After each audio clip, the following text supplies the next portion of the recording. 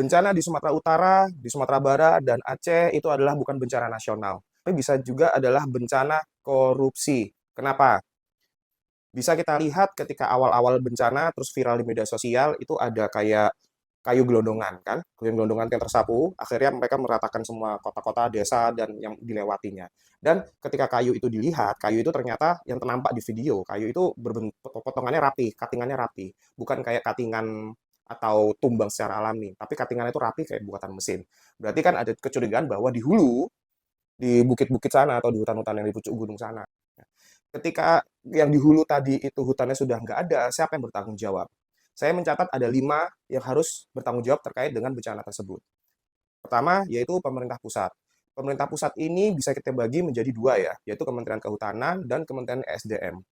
Yang pertama, Kementerian Kehutanan. Kementerian Kehutanan itu menerbitkan izin-izin terkait dengan deforestasi hutan. Nah, di kementerian tersebut, itu orang yang ingin membuka hutan harus minta izin ke sana. Apakah mereka sebagai korporasi, atau mungkin yayasan atau lembaga. Nah, seperti yang kita tahu, Kementerian Kehutanan itu pada zamannya Pak Zulkifli Hasan, yang kemarin viral bawa beras itu menerbitkan 1,64 juta hektar izin deforestasi untuk perusahaan. Intinya, 1,64 juta hektar tersebut boleh ditebang untuk dijadikan industri. Oke, industrinya apa? Biasanya itu kalau nggak sawit, eukaliptus dan apa dan lain sebagainya.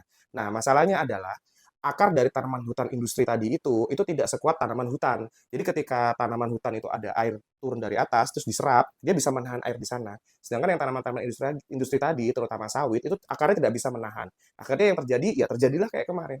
Ketika hujan besar, angin, tanah tidak bisa ditahan oleh akar, akhirnya apa? Hanyut, nyikat ke bawah ke hilir tadi itu. Nah, jadi siapa yang bertanggung jawab? Kemudian lanjut yang kedua. Yang kedua itu Kementerian SDM. Ternyata banyak juga berita-berita yang menunjukkan bahwa di hulu-hulu tadi, tempat yang harusnya menampung air, itu ternyata sudah berubah jadi tambang. Nah, ada beberapa yang tercatat sebagai tambang ilegal dan ada beberapa yang tercatat sebagai tambang legal. Nah, masalahnya yang legal ini apakah betul dan yang ilegal tadi sudah pasti tidak betul, gitu kan? Terus yang kemudian yang ketiga, yaitu ada pemerintah daerah. Nah, pemerintah daerah ini kita bagi dua juga ya, ada gubernur dan ada bupati. Nah, gubernur dan bupati tadi itu punya kuasa yang kurang lebih sama lah, yaitu terkait dengan tata kelola, tata ruang, dan perizinan. Jadi ketika ada korporasi atau seseorang yang ingin membuat membuat industri atau usaha, itu kan harus ada izinnya. Nah, lokasi-lokasinya itu ditentukan oleh pemerintah daerah. Pemerintah daerah pasti tahu, gubernur, bupati pasti tahu. Dan juga di dinas-dinas dan ada kementerian yang pusat yang ditanam di daerah itu juga ada penyidiknya gitu kan. Jadi mereka punya blueprint tuh, mana daerah yang seharusnya tidak boleh dan mana seharusnya yang boleh. Kuat kemungkinan penggundulan hutan tadi yang dialihfungsikan menjadi tambang atau sawit itu melebihi dengan izinnya atau bahkan izinnya tidak ada. Jadi harusnya bupati dan gubernur harusnya bertanggung jawab karena mereka tahu betul, pasti tahu, tidak mungkin tidak tahu. Apalagi kalau ada setorannya.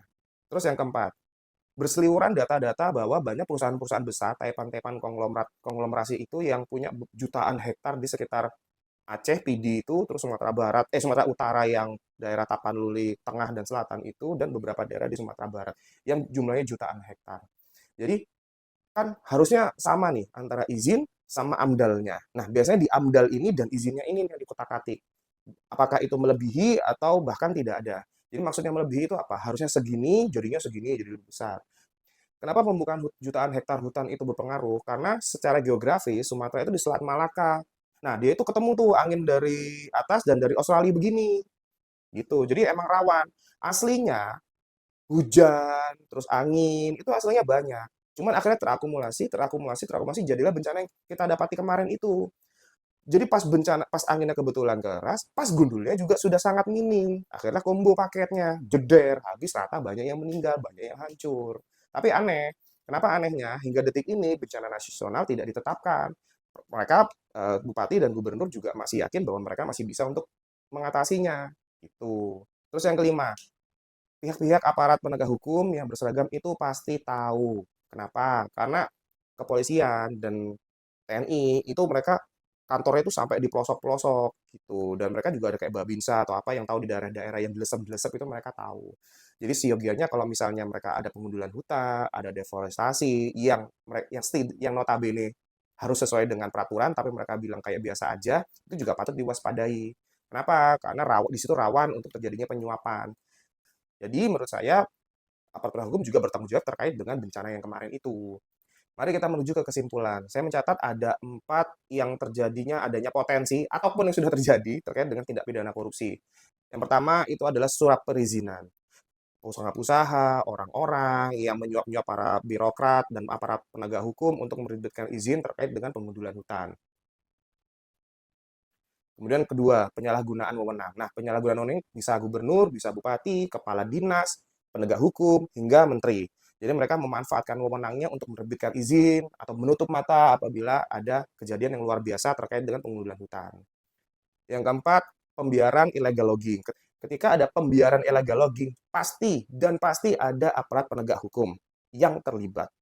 Kenapa? Banyak berita-berita yang illegal logging selalu berkaitan dengan kepolisian atau TNI. Saya tidak menuduh, tapi biasanya terkait dengan orang yang memegang hukum di sana. Siapa pemegang hukum terkuat dan pemegang pistol yang punya pistol? Kepolisian dan TNI.